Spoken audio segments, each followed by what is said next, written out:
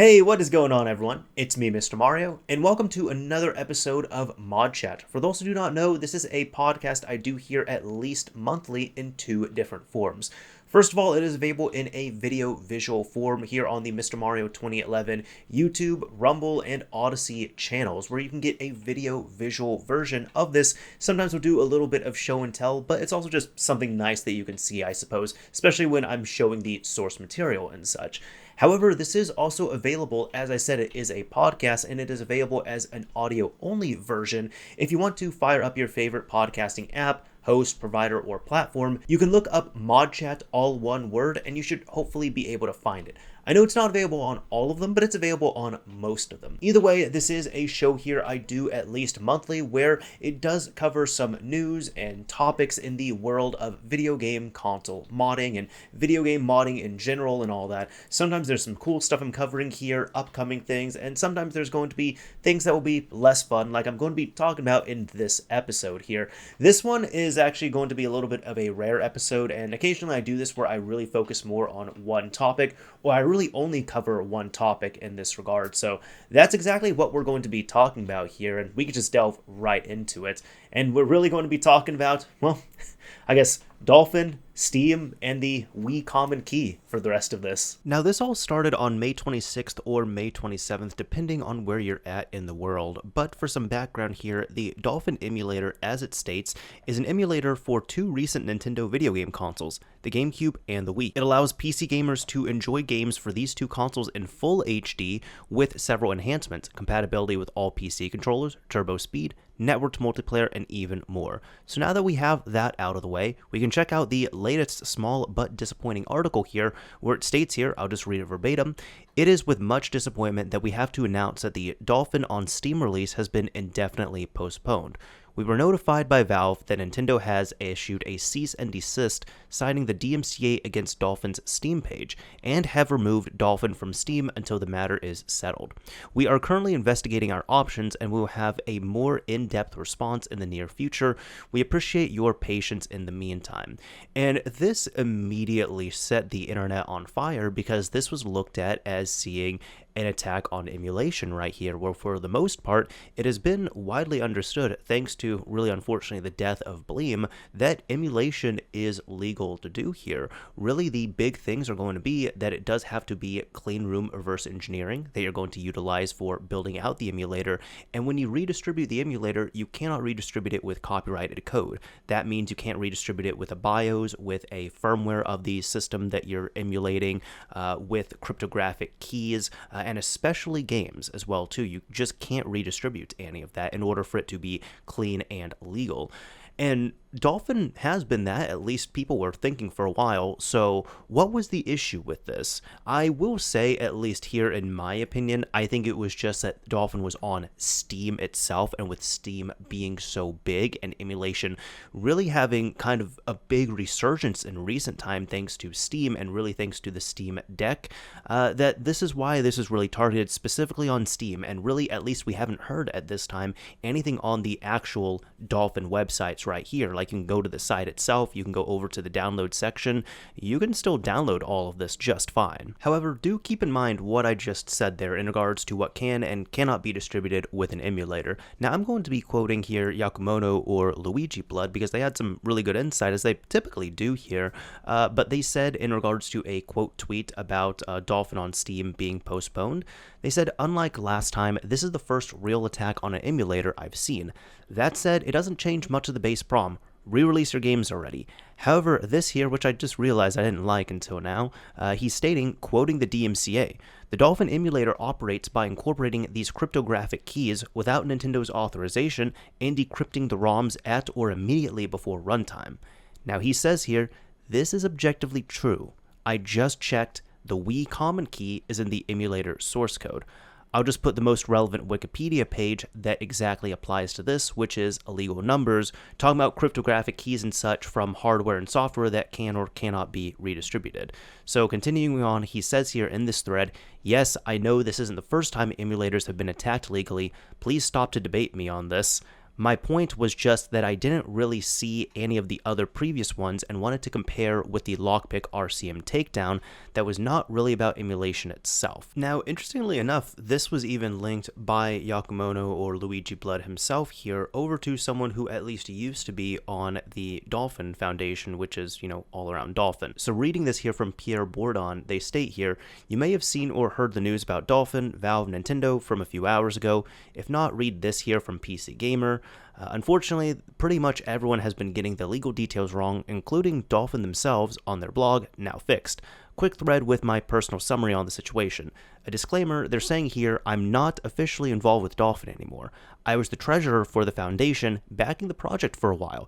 Technically, still am for a month, but I've stepped down from the project a month or so ago. So, still plenty of context, but not much at stake for me.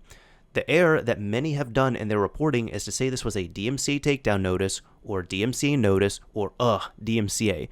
This was none of these things. The DMCA is a broad set of laws that includes a process for copyright owners to ask publishers to take down data.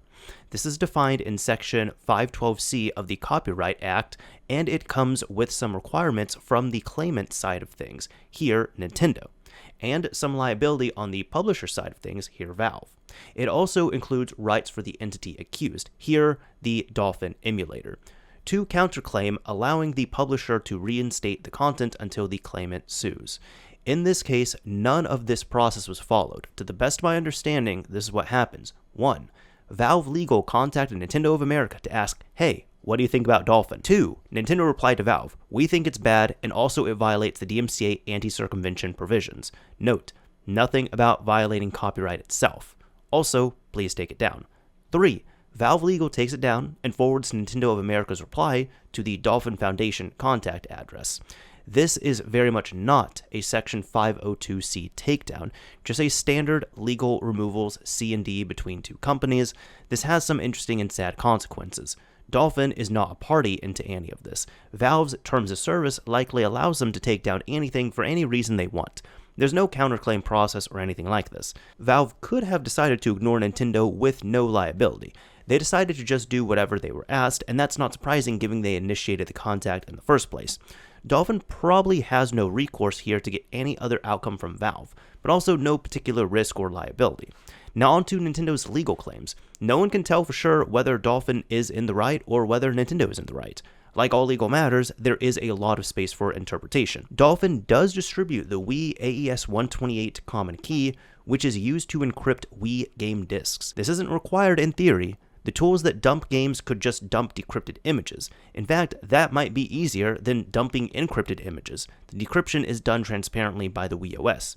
Whether that's allowed by exemption clauses for interoperability, whether that's allowed by some kind of fair use clause, whether Nintendo's broken DRM actually counts as an effective copyright protection measure, etc., only a lawsuit could decide that. Your guess is probably as good or as bad as anyone else's. So that is a whole lot of information to take in here that, it does shine much more of a light on it. And we even do have them here admitting that the Wii Common Key is in place in the emulator itself. Now, I did also want to highlight this right here, which this has been verified from a Citra developer. For anyone who doesn't know, Citra is a 3DS emulator that is also released and widely available and such. Now, this is a comment over on the emulation subreddit under the thread of which this was originally posted, this news and such here. So I'm just going to pull a few things in regards to this. First of all, one thing Bob here is saying is, you know how all these other emulators like Citra, Ryu, Yuzu, CMU, etc., they all say dump your keys by following this guide? Ever wonder why you didn't need that with Dolphin? Because Dolphin illegally distributes Nintendo's Wii decryption key. Here, the Wii Common Key is right there in Dolphin source code, which is what the DMCA is about. I know we just talked about it not specifically being a DMCA, but point is, he does link to where this is over on the Dolphin GitHub page. As it states, yes, it is in fact illegal to distribute these distribution keys, and that's been shown in court already. Check out this wiki for some background information, and he's talking about the illegal numbers there. Long story short, there was a group that cracked the decryption key for DVDs and made and distributed software with this key that would let people decrypt and dump their own discs. The courts decided that since the key was obtained by bypassing DMCA measures, it could not be distributed. which is exactly what's happening here. Dolphin is distributing the key used to decrypt disks, so Nintendo is issuing a takedown. It says it right there in the linked article, quote, "The Dolphin emulator operates by incorporating these cryptographic keys without Nintendo's authorization and decrypting the ROMs at or immediately before runtime. Thus, use of the Dolphin emulator unlawfully, quote, circumvents a technological measure that effectively controls access to a work protected under, quote, the Copyright Act." And this is all done here because he states, this is the last thing I'll really pull from this here, saying there simply wasn't any way for users to legally obtain their keys from the Wii. Add to that, every dump that people will make will be encrypted as well, meaning the emulator is functionally 100% useless, as you can't play games without the key, and you can't legally obtain the key either, so as I was told, I heard they added the key as a compromise. So this is something that's been around for a while, because Dolphin is not a new emulator by any means. It's been around for a long time, but it seems like there is now something here that has a lot more of a spotlight on it, unfortunately. And it's one of those things that's kind of really caught up, I guess, so to speak. Unfortunately, this is why here you see a lot of emulators and emulator developers have to be a lot more careful with how they trend. And there's people here who could also say, okay, this isn't a big deal. If you're developing an emulator, just include the Wii key and it will work just fine, so you can play all your games.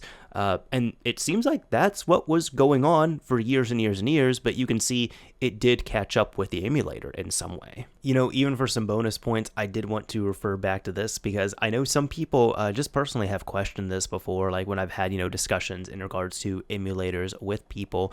They said, I'm surprised that these emulators, they're able to put up photos of this. Like we have, for example, like Super Mario Galaxy 2 right here. We have this showing. We have F-Zero GX showing, and I'm super shocked that they're allowed to do this. You see Twilight Princess, all of this is shown. Well, funny enough, people refer to the Bleem lawsuit, of course, which points to the emulation being legal in this regard, but there was actually two lawsuits with Sony versus Bleem, and the second one here was actually directly related to screenshots, and just pulling this, and this is directly from the Copyright Office and everything, but this here is talking about an issue that Sony had, in which initially this second lawsuit was filed in regards to screenshots that Bleem was showing of their games on their product. Now, in the key facts, they say, to demonstrate that difference, defendants included screenshots in advertising that compared the same scene as played on a PlayStation and a PC. Plaintiffs sued, alleging copyright infringement and seeking an injunction to prevent defendants from using the screenshots.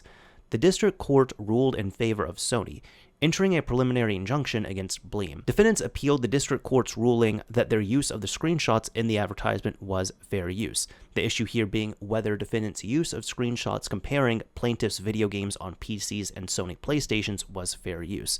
And the holding here is that vacating the lower court's injunction, the circuit court held that defendants' use of actual as opposed to simulated screenshots for the purpose of comparative advertising was fair use. While defendants' use was for a commercial purpose, the court found that use of the screenshots for comparative advertising weighed in favor of fair use because it provided information to the public and would likely encourage innovation. Additionally, the court found that defendants' use of screenshots took an insignificant portion of the work and that there was not a market for the screenshots. The court further noted that even if there was a market for screenshots, defendants' use of a handful of screenshots would have no noticeable effect on the plaintiff's ability to do with its screenshots what it chooses. So this here, we can also thank Bleem for this, for anybody who's ever wondered.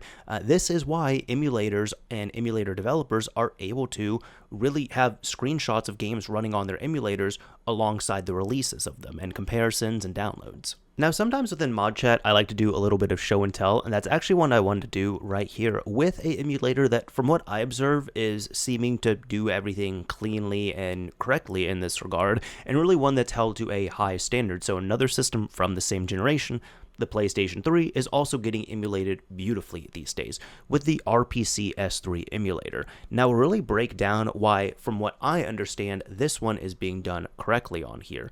So first of all, when you go to the website, they do have a notice saying no piracy. We do not condone piracy of any kind. Asking for, providing, or discussing illegal download links is not allowed in our communities. Purchasing legitimate game copies through the PlayStation Store or through acquiring game discs and using those copies with RPCS3 is the best way you can assure that you will have a clean copy that will work with the emulator. You can use your legal copies with RPCS3 by following the instructions in our quick start guide, which we'll even check out right there. But once you understand that, at this point you can check out everything and you can go in and download this emulator. So it is a open source emulator, as it says. We can click on the download link, and since I'm running Windows, I'm going to download the latest Windows release. I bet you all weren't expecting when I was talking about Wii stuff I was going to be setting up a PS3 emulator, but here we are. Don't worry, don't really use this as a guide. I'm just kind of using this here all as a demonstration itself. But right here we have the archive itself, so I'm just going to right click this and extract it into its own folder. And we have the folder over here. So once we open this all up, it should look a little something like this. We can just double click the executable, let it run. And right here, there's a whole bunch of other stuff that gets created right on boot. And it says here that this is a open source emulator and debugger. It's written in C++ for all of these operating systems. Now, to get started, you must first install the PlayStation 3 firmware. You can refer to this lovely quick start guide right here. And you have to also say, you've read the quick start guide, which don't worry, we're going to be getting to that. And also says, it does not condone piracy. You must dump your own games. There's a lot of warnings here that you can see, but I'm just going to say do not show again, and we can continue on. So right here, the emulator looks a little something like this. Now, we can't just start adding in games willy-nilly, unfortunately. Right now, the emulator is effectively useless because we do need to provide Sony's firmware on here. So that's been one thing, for example. As you can see, we've downloaded this emulator. It does not come with any games. It does not come with, from what I understand, any copyrighted code on here, and you need to provide that yourself. That's why if you're emulating the PlayStation 1 or PlayStation 2, they do say that you need to bring your own BIOS. Now I'm just showing this one here as an example, but this is why Lockpick RCM, which we talked about before, was looked at to be legal from our understanding on here. For anyone who does not know, this was in regards to the Switch and the Switch emulators. In order to utilize the games and such on there and run them, you do have to have encryption keys that are available. So in order to get those keys, as we've said, redistributing them is illegal. We do have an understanding of that. However, from what many people, including myself, believe is that if you are dumping them yourself on your own hardware, whether, for example, you dump them from a 3DS that you mod yourself, as long as everything is all up and up, or even the Switch itself, if you are dumping them yourself and you're using them yourself and you're not redistributing them, that should be okay, which is why Lockpick RCM, when this was going down, was a really big hit and kind of questioned a whole bunch. However, this here is for the Switch, and like I said, this is a tool that is used. You use it on your modified Switch, you're able to dump your keys, and at that point you're then able to take your keys file and bring it with you into an emulator so you can play your Switch backups. Thankfully, looking at the quick start guide over on RPCS3, that is not needed here. You don't have to, at least at this portion, dump anything from your system just yet, because if you're setting all this up, you do need to download the PlayStation 3 system software.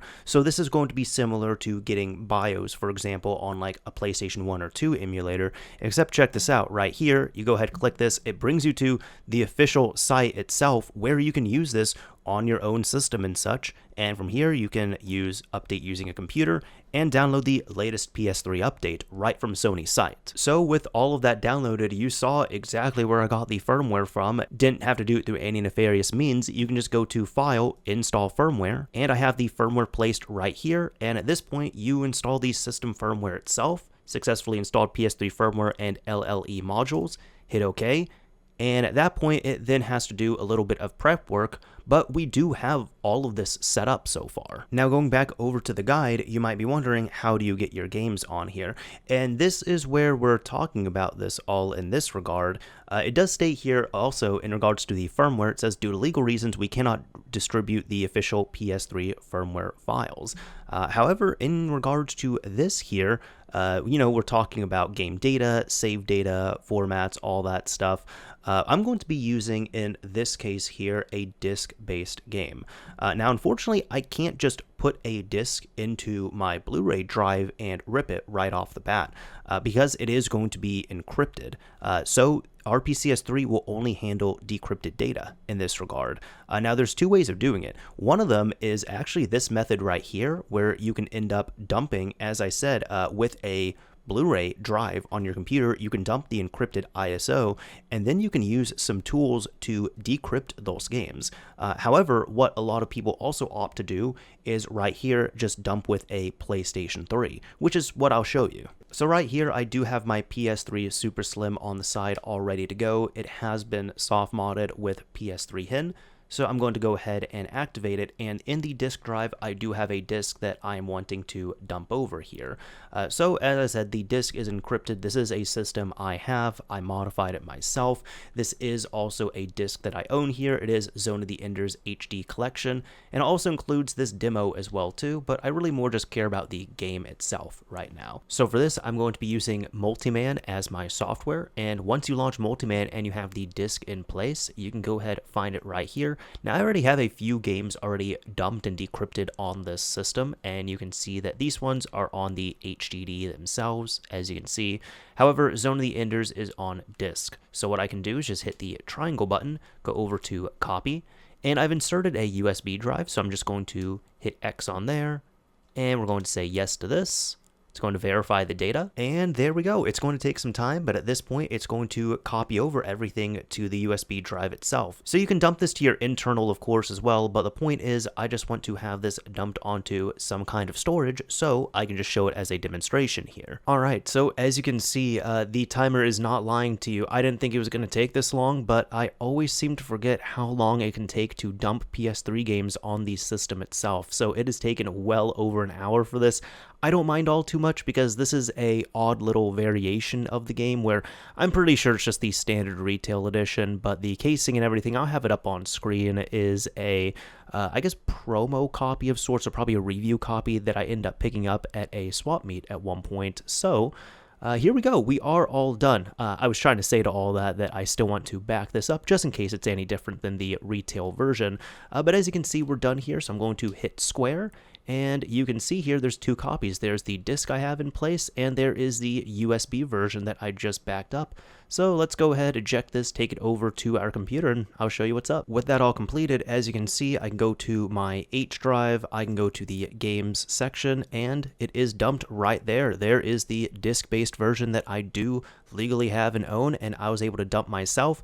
And with the way this all works, since I was able to use PS3 and Multiman, I was able to get all the data here decrypted. So we don't have to go through any extra process to decrypt this data now on the computer, thankfully. At this point, I should just be able to load up a game. So I'll go to Add Games, of course. Go to my H drive, go here, select this folder, and as you can see, there it is right there, Zone of the Enders HD. So just like that, it does take some time, of course, but as you can see, that would be the process of getting your games onto the emulator. You saw through this entire process here, we downloaded the emulator files, we had to provide our own firmware, we had to provide our own games as well too, and even at that, we had to have them decrypted. So we were able to decrypt them ourselves using the PS3 dumping process, and that is how it should be going here.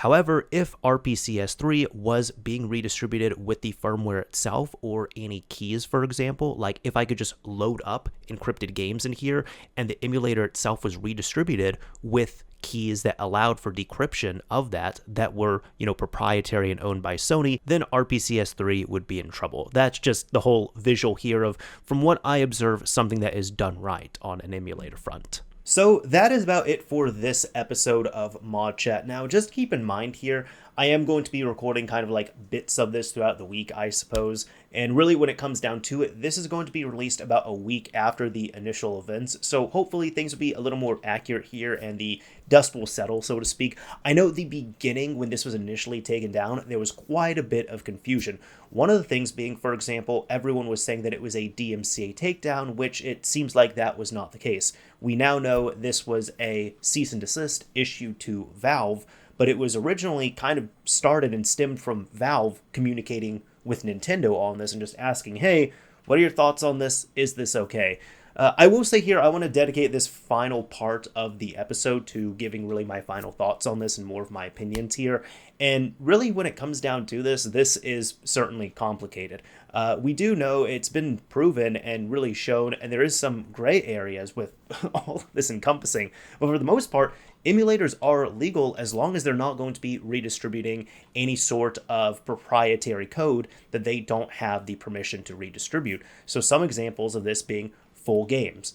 If they don't have permission to redistribute a game, then that's going to be piracy at that point. It can't be repacked with an emulator. Same thing with per system files. You cannot bundle system BIOS or system firmware if you don't have permission to do so, and in this regard, it is a common key. Now, I've seen a lot of opinions and thoughts on this as well too throughout the week, and one person I had seen had said that the Wii Common Key, the thing that seems to be the issue right here, which has actually been, from what we see now, it's been in the Dolphin source code for years at this point. It just now has a giant spotlight blasted on it. However, it seems that the key was found through clean room reverse engineering, which is okay in that regard. And if it was, fantastic, that's great. That means the key was not found through hacking or other type of illegitimate means. And by hacking, I mean it's not like they, hacked into a server and downloaded the source code for the Wii and just found the key right there. If it was done in a clean room setting, then that's great. Finding a key like that in a clean room reverse engineering setting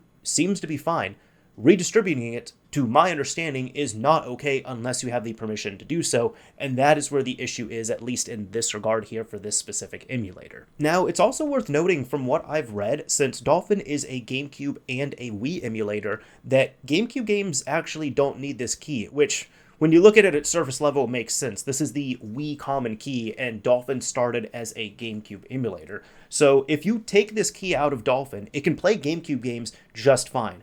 However, to my understanding, Wii games are encrypted, and even when you dump them from the Wii like you're supposed to, those dumps are going to be encrypted. So in order to actually decrypt those games, you do need the Wii Common Key at that point. And that's where I think that this issue can be fixed here. I don't think this means Dolphin is dead in the water. I think this was something that was maybe assumed or overlooked here or something. I'm not really sure on that because I'm not a part of the development team there. I'm not a part of the Dolphin Foundation by any means.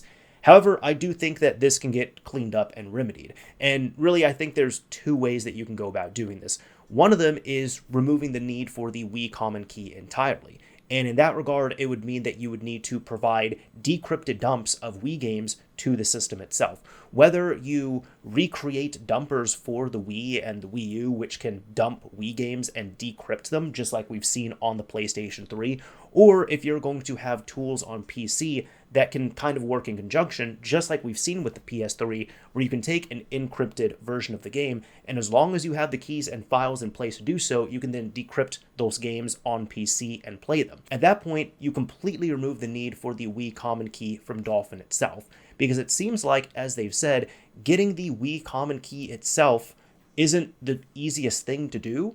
However, at the same time, all the dumpers for the Wii just dump out encrypted versions of the game. And then they are decrypted on the fly on the Wii because you're playing them on the Wii right there. However, the other option here, which I think would be a little more realistic and something that we've actually seen in other emulators and tools as well, is just bringing over the key. For this, you would have to remove the common key from Dolphin itself, so Dolphin is no longer distributing the Wii Common Key.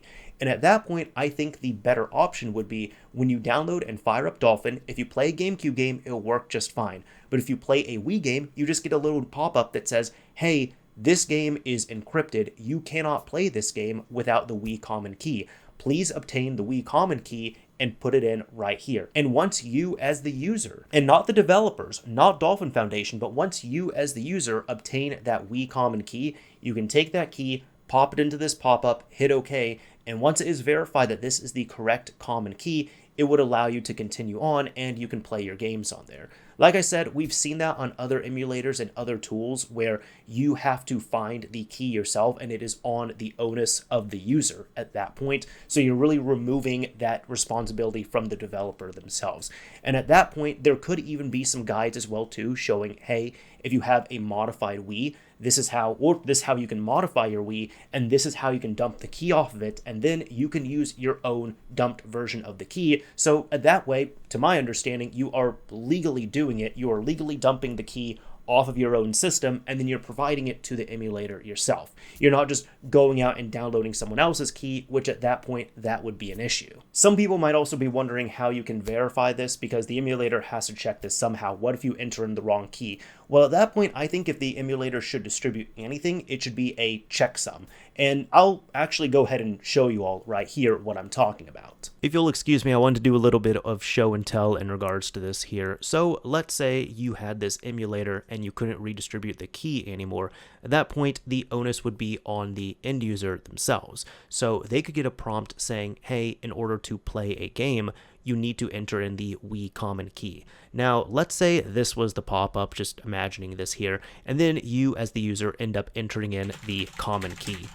This is just garbage right there. I just slammed on all those keys on my number pad, but let's say this is the Wii Common Key that you've entered. At this point, we'll go ahead and save this out to a file. As you can see, I actually saved it as key.bin. It would be something like that, and it's just a plain text file. But even if I open up a hex editor such as, well, HXD, you can drag and drop it in here, and you have the actual hex values here, but the actual key is all just decrypted and within plain text. So you would get a little something like this. Now, some people might be wondering, how would the emulator know the correct key to use? And that's why I'm thinking that if you're going to distribute anything, a hash or a checksum would be fine. And I'll show you what I'm talking about. You see every single file right here, including this key.bin, including all the files on your device you're watching this on right now, every single one has a unique checksum that can be verified to verify that that file is the exact file that it's supposed to be. So if you take the key and you just put it into a file such as this, or some expected format that it can compare against, well, we can use a hash checker to compare it. And you can do that using something like online MD5 or whatever hash checker you want to use. So I'll actually just drop the key.bin file in here. And as you can see, it took less than a second to verify this because it's 61 bytes, but we have a MD5 checksum. You could also do a SHA-1 checksum, but this will most likely rely on a SHA-256 checksum.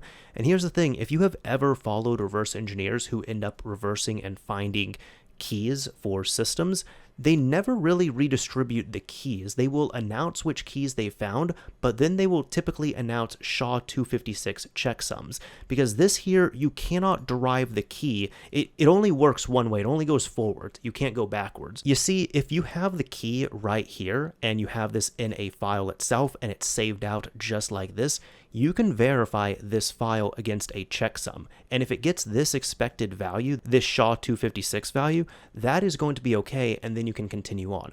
However, the good thing in this case is that you cannot derive the key from this SHA-256 checksum value. So just because you have this value and you distribute it doesn't mean that you're distributing the key. You're really just distributing what is supposed to be expected. So that way, I believe if there was any safe way to check this key and really verify it, the emulator can just distribute a checksum value like this, and it would probably all be in the background so you wouldn't even know what's going on. But the point is, there'd be some source code that would be expecting this file checksum value right here. And if it's able to generate a key.bin file given a Wii U common key that the user entered, and when that file is saved, it generates this hash checksum right here, then you can continue on. That's what I think would be okay. And then again, if you want your end users to know which common key would be required or expected here, then you can just share the SHA-256 checksum value. Again, this is just a hash. It's a checksum. You cannot derive the key from this. So there we go. Those are my thoughts and some show and tell and everything overall on this. Just let me know what your thoughts are, what you think of this as well, and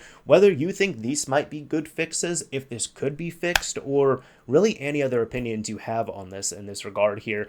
This was certainly, I don't think anything we were thinking we would be really covering in depth here in 2023, but I do wish the best for the Dolphin emulator. However, I do believe this does need to be cleaned up, this does need to be fixed, and I think it can be cleaned up and fixed. It just depends on what implementation they're going to do and how they're going to do all of this.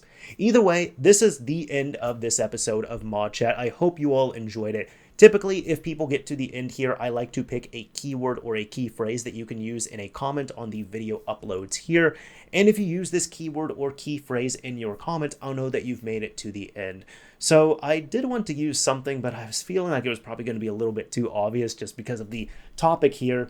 So how about lock? I was going to use key, but let's not do that. How about lock? What is your favorite kind of lock? Have you learned how to lockpick? Do you think this key should just be locked away and forgotten about? If you use the word lock in your comment on the video uploads here, I'll know that you've made it to the end. Anyways, that is about it for this video here. This is Mr. Mario signing off. Thank you all for watching, everyone. If you enjoyed this episode, a like would absolutely be appreciated. If you didn't, a dislike is fine as well too. But as I always say, this is Mr. Mario signing off for real this time. Thank you all for listening and watching, and until next time.